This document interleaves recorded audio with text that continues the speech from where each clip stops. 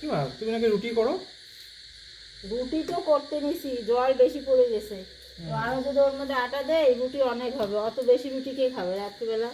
হিসাবে বেশি তো তোরা খাবি না, তাই ওই রুটির মধ্যে ওই আরো একটু জল বেশি করে দিয়ে ওর মধ্যে কি কি দিছি দেখ।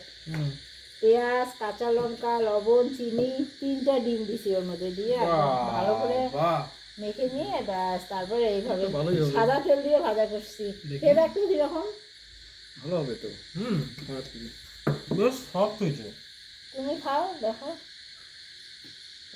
ভাবলাম যে ওই যদি মানে জলটা একটু পরিমাণে বেশি পড়ে গেল, এখন ওর মধ্যে যদি আমি আরো আটা দেই তো রুটি অনেকটা হবে, বাসি রুটি কে খাবে? তোরা তো কেউ খেতে চাস না। তাই ওর মধ্যে আমি আরো একটু বেশি করে জল দিয়ে লবণ, চিনি, ডিম। হ্যাঁ ঠিক আছে।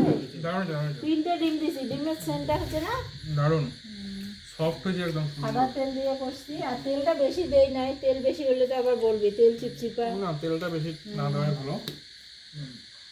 আরো আছে ঘরেও রাখছি, আরো লাগে নিবি। দারুণ দারুণ। তো বন্ধুরা তোমাদের যদি এরকম হয় আটা মাখতে গিয়ে জল বেশি পরিমাণে পড়ে যায় তো এইভাবে বানিয়ে নিতে পারো। ছেলে বলছে ভালো হয়েছে, ছেলের বাবাও বলছে সুন্দর হয়েছে, ভালো। ঠিক আছে, এই আমাদের আজকে রাতের খাওয়া দাওয়া, তোমরাও খেয়ে নাও, টাটা।